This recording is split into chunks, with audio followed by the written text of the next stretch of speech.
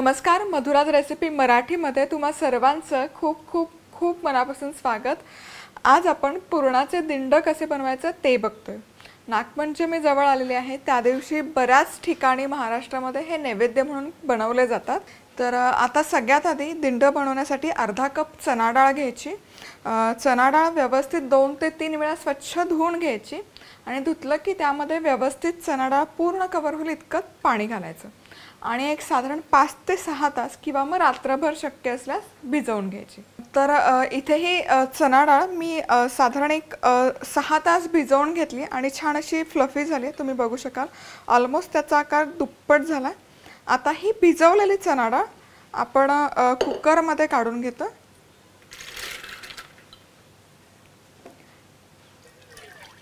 आणि पाणी घालायचं। साधारण अर्धा कप चणा डाळला एक ते सव्वा कप पाणी पुरेसं होतं। यामध्ये हळद घालायची एक पाव चमचा, म्हणजे मग पुरणाला रंग खूप सुरेख येतो। मिक्स करायचं, झाकण ठेवायचं आणि मीडियम हीटवर एक 3 ते 4 शिट्ट्या फक्त काढून घ्यायच्या। प्रिय मित्र आणि मैत्रिणींनो, मधुराज रेसिपी आवडतात ना? मग चॅनल सबस्क्राइब करा आणि बेल आयकॉनवरही क्लिक करा। खूप खूप धन्यवाद आणि शुभेच्छा। तर आता डाळ शिजवून होते तोवर आपण कणिक मळून घेऊयात। तर इथे 1 कप गव्हाचं पीठ घेतलेलं आहे मी। यामध्ये मीठ घालूयात अगदी चवीपुरतं आणि कडकडीत तेलाचं मोहन 1 चमचाभर। हे थोडंसं थंड होऊ देऊयात। आता इथे तेल बऱ्यापैकी थंड झालं की हे आधी पिठामध्ये कणिकमध्ये व्यवस्थित घोळवून घ्यायचं असं, म्हणजे मग जे आपण दिंड बनवतो त्याला कोटिंग छान येतं आणि ते असं डेन्स होत नाही ही प्रोसेस फॉलो केली तर। आता यामध्ये थोडं थोडं पाणी घालायचं आणि कणिक मळून घ्यायची। थोडीशी घट्टसर करायची, पुरीची कणिक मळतो तशी।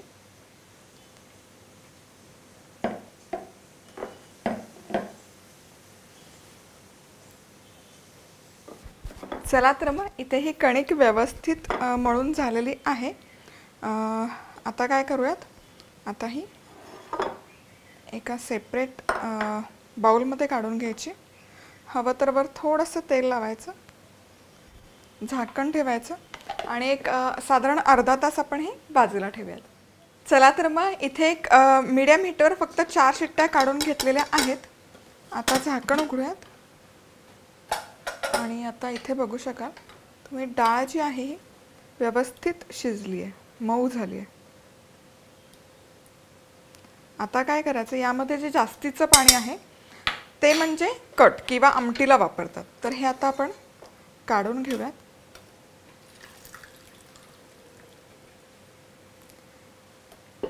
परफेक्ट। हे जे पाणी आहे उरलेलं हे आपण आमटीसाठी वापरू शकतो। तर आता ही जी डाळ आहे, शिजवलेली डाळ, आपण एका पॅनमध्ये काढून घेऊयात। हवं तर तुम्ही डायरेक्ट कुकरमध्येच ही स्टेप करू शकता, काहीच हरकत नाही। आणि काय करायचं, मॅशर घ्यायचं आणि मॅशरने ही मॅश करून घ्यायची आहे। यामुळे काय होतं ना, डाळ अशी भिजवून जर शिजवली की ती छान अशी एकसारखी शिजली जाते आणि मग पुरण जे आपल्याला वाटून घ्यावं लागतं किंवा गाळून घ्यावं लागतं, ती स्टेप इथे आपण इझिली अवॉइड करू शकतो। तर ही डाळ अशी परफेक्ट मॅश करून घेऊया। अगदीच जर मॅशर नसेल तर मग जी आपली रवी येते वरण घुसळायची, त्याने पण करू शकता। आता ही डाळ छान अशी मॅश करून झाली की यामध्ये अर्धा कप चणा डाळ घेतली, तर त्यामध्ये अर्धा कप आपण गूळ घालतो। मिक्स करायचं आणि एक गूळ मेल्ट होईपर्यंत आधी आपण शिजवून घेऊयात। आता इथे हा गूळ व्यवस्थित मेल्ट झालाय आणि पाणी सुटले, तुम्ही इथे बघू शकाल। आता हे काय करायचं, हे आणखी एक 7 ते 8 मिनिट चांगलं असं परतून घ्यायचं, जेणेकरून हे व्यवस्थित असं थंड होईल। आता इथे तुम्ही बघू शकाल थोडे थोडे डाळीचे कण दिसतायत, कारण दिंडमध्ये मला खूप असं बारीक रवाळ असं बारीक झालेलं पुरण आवडत नाही। थोडंसं रवाळ हवं, थोडीशी डाळ आहे ती दाताखाली हवी, म्हणून मग मी ही थोडीशी कमी शिजवली। पण अगेन तुम्हाला जर खूप फाईन कन्सिस्टन्सी हवी असेल तर डाळ तुम्ही जास्त शिजवून घ्या. पण मला वैयक्तिकरित्या थोडंसं डाळीचे कण दाताखाली आलेले आवडतात. आता हे मी आणखी 7-8 मिनिट शिजवून घेते. आता इथे ही जी डाळ आहे फक्त एक 7 ते 8 मिनिट मी शिजवून घेतली आहे आणि बऱ्यापैकी घट्टसर झाली आहे. तुम्ही बघू शकाल. खूप घट्ट नाही करायची, नाहीतर मग ते खूप दाटसर होते, डाळ ड्राय होते. आता काय करूयात, आता चवीसाठी यामध्ये वेलची पूड घालायची, एक पाव चमचा वेलची पूड.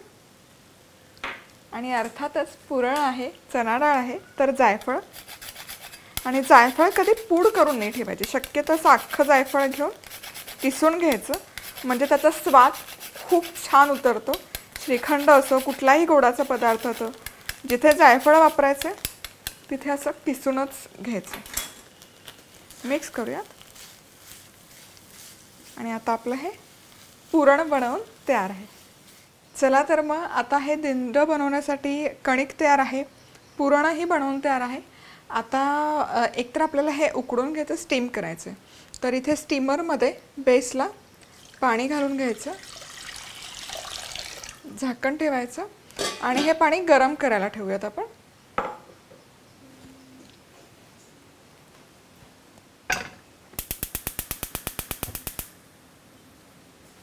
आणि पाणी गरम करायला ठेवलं. आता स्टीमरचा जो वरचा पोर्शन आहे त्यावर आपण हे केळीचं पान लावून घेऊयात. केळीचं पान नसेल तर एखादं सुती फडकं इथे वापरलं काहीच हरकत नाही. आता आपण ॲक्च्युअल दिंड बनवायला सुरुवात करूयात.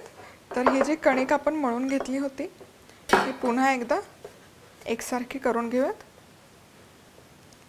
एक छोटा पोर्शन घेऊया त्यामधून. साधारण पुरी बनवण्यासाठी जेवढा घेतो आपण पारी तेवढंच घ्यायचं आहे गोळा. हे लाटायचं पुरी इतपतच किंवा थोडंसं मोठं लाटून घ्या. तुम्हाला हे वरचं कोटिंग कसं पातळ हवं, थिक हवं त्या अंदाजाने तुम्ही हे लाटू शकता. मी थोडंसं पातळ ठेवते, कारण एनिवे शिजलं की ते थोडंसं थिक होतं, त्यामुळे थोडं पातळसर करते. आता ही अशी गोल छान पोळी लाटून झाली की यामध्ये हे पुरण ठेवायचं मध्यभागी.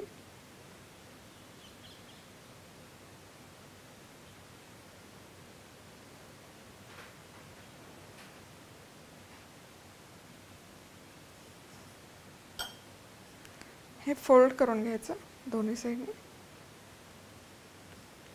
आणि मग वरच्या बाजूला. मस्त खूप छान शेप आला आहे, इथे तुम्ही बघू शकता. आणि याच पद्धतीने हे सगळे दिंड मी करून घेते. पॉकेट्स बेसिकली आपण याला म्हणू शकतो, पुरण पॉकेट्स.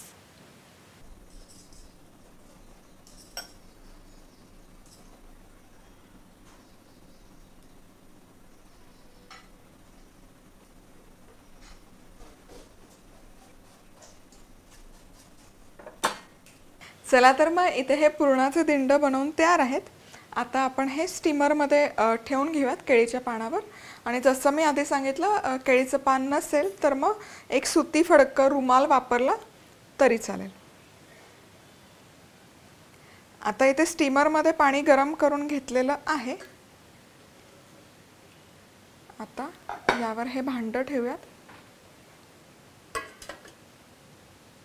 झाकण लावायचं आणि मीडियम हीटवर एक 10 ते 15 मिनिट आपण हे व्यवस्थित वाफवून घेऊयात, स्टीम करून घेऊयात. चला तर मग इथे साधारण एक मीडियम हीटवर 15 मिनिट मी स्टीम करून घेतलेले आहेत हे पुरणाचे दिंड, आणि एक 10 मिनिट त्यामध्येच ठेवलेलं स्टीमरमध्ये. आता हे काढूयात, गरम आहे त्यामुळे मी शक्यतो चमचा वापरते. जबरदस्त. आता हे प्लेटमध्ये सर्व करूया. खूप छान दिसतात हे दिंड.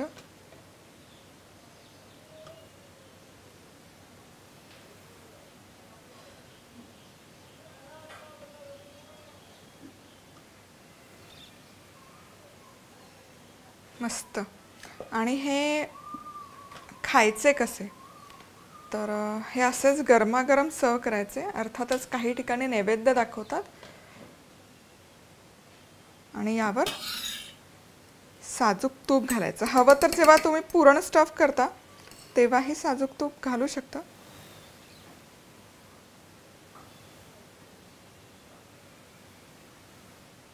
जबरदस्त, खूप छान दिसतात हे पुरणाचे दिंड. तर नक्की बनवून बघा आणि ट्राय करा.